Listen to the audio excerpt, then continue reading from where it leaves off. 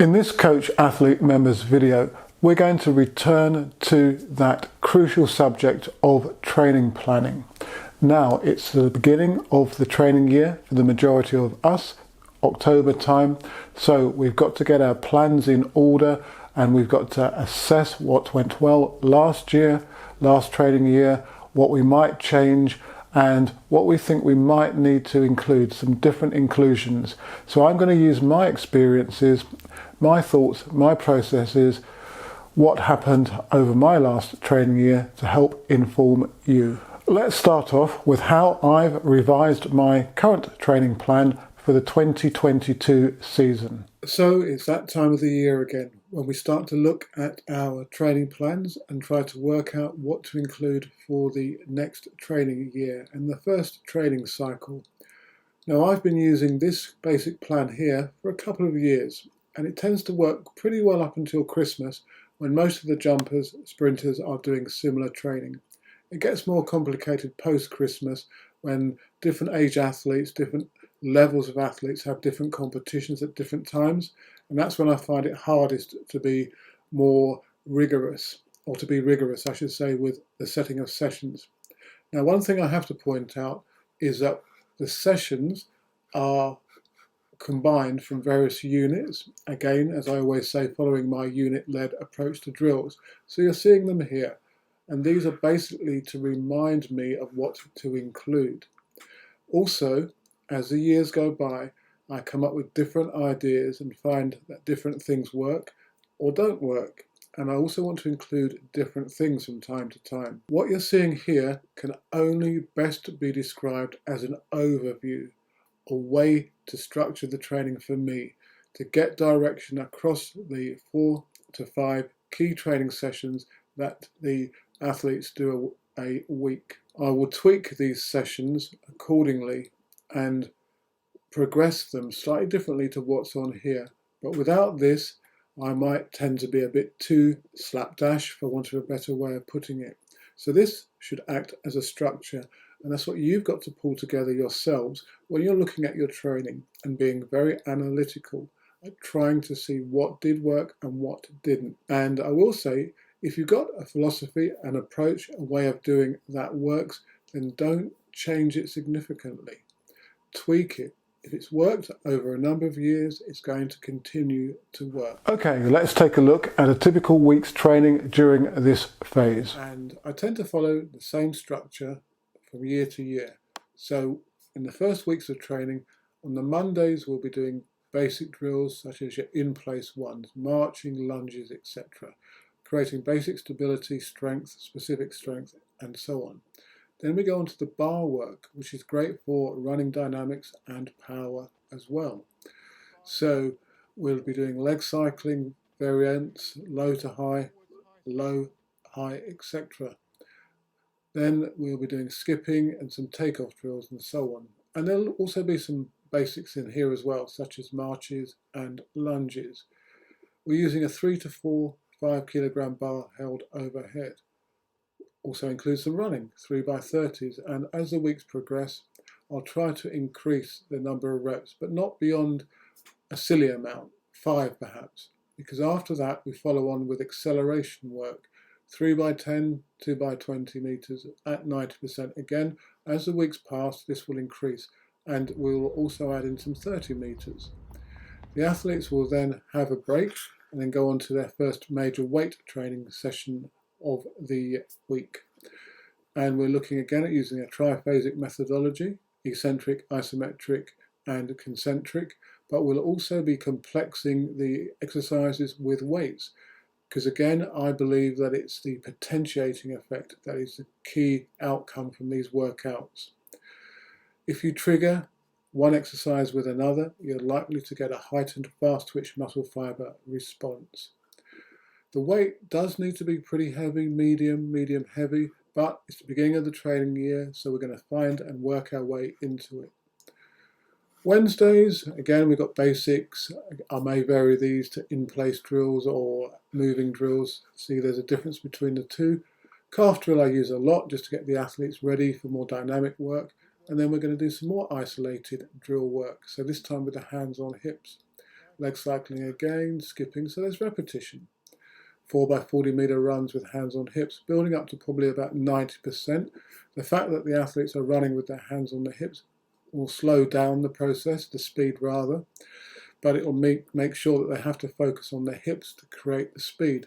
And as I've said in loads of videos in the past, it's the hip complex which is crucial for developing speed, everything else being equal. Then we go on to an agility unit of drills, backwards, sideways movements, which I'm using primarily for preconditioning. Then I try to give slightly different bounding plyometric work for the long jumpers and triple jumpers. That's a complexity of putting a plan together when you're coaching different events, but at least again, it triggers something in my mind when I get to the training session to say, hey, I've got to give different drills to the different event groups. Then we'll finish with 6 to 8 60 meters with a walk back recovery at 70 to 80% effort. This tends to be a bit of a standard session. I have had some of the athletes say, oh, not 60s again, so I might change it sometimes and give them a harder session. If we're indoors, back and forwards, up and down the sports hall, maybe one rep of 80 meters, then up and down, which is about 140, then up, down, which is getting on towards 200 meters, with a couple of minutes recovery. I'm not looking to build too much fitness endurance, speed endurance. I want speed. I want the athletes to run pretty quickly all the time. Thursday is predominantly a weights and plyometrics session, and again it's the triphasic methodology, but here, because they're not doing anything else on this particular day other than weights and plyometrics conditioning, we can go a bit heavier and harder in this session. And then we're on to the Saturday session, which for 4 to 5 weeks will be hills and drills. This requires a 10-minute or so run to a local road hill and a road bridge, where we do drills on the steps of the bridge and on a nearby basketball court. So again, I'm using my units of drills and building specific volume and some specific endurance here. I've got some athletes at college this year who are going to follow my training programs, so if they don't have hills, I've given them some options to do, and this is denoted in the yellow here. So that's basically a typical week's training at the beginning of the training year, October time, for my athletes. And that's the more senior ones, shall we say. The younger ones will be doing very, very similar without the heavier weights. They'll be doing more bodyweight exercises and light loading weights, if any. It's crucial that they do these types of exercises, though, in order to develop robustness, to make themselves able to withstand injury, for example. Across the month that we're seeing roughly here, the drills, intensities and volumes do increase. And at the end of the period, we begin to change slightly with the introduction of more takeoff drills. That's more specific, because there are elements of takeoff drills in the preceding weeks. But for example, we'll be doing a box to mat drill with a run on, which is going to develop the penultimate step loading for long jumpers, for example. Long jump takeoffs with 3 steps between, landing on the free leg, so a more dynamic takeoff option. Triple jumpers, 4x20 meters bounds. I've put could be done by both, so we'll see how it goes in that particular session and see whether they can handle all of the inclusions here. Again, to finish with, we've got some 60 meters, 6 times at 80%. This is only approximate. What I don't want them to do is run themselves into the ground. So again, hopefully you can see how I'm trying to structure a progression across the training month, the first mesocycle as it's called. This is a training block. There's not too much variation between the various units in the sessions. In terms of, there's repetition in terms of the inclusions, and we're not jumping from one energy system to another one, which can confuse the adaptation. So hopefully we're getting a specific technical focus and a specific adaptive response as well. So what am I going to do different this year? Well, I'm going to make it even more specific if I can. So I'm going to put in some more takeoff drills from an earlier stage in the training plan. Now, we always do Take-off drills on the track, for example, where you land on the free leg and take 1, 3 or 5 steps in between. And that in itself is a progression, i.e. going from 1 to 5 steps. However, this year I'm also going to put in sequential mat drill takeoffs in training from an earlier stage as well. So we'll be learning to set the jump up better using mats as opposed to using takeoffs on the track, where particularly with 1 step in between, you're not really working the penultimate and setting the jump up. Another thing that I'm going to try is that from an early stage in training, when we do our hills, I'm going to get the athletes to run down hills as well. And we'll also do some of our drills downhill. This is so that I can see whether or not we get an enhanced eccentric effect from the downhill efforts. There'll be more of a braking as the athletes run down the hill or perform their drills down the gradient. And hopefully that's going to accentuate the eccentric part of the plyometric stretch reflex as they transition downwards.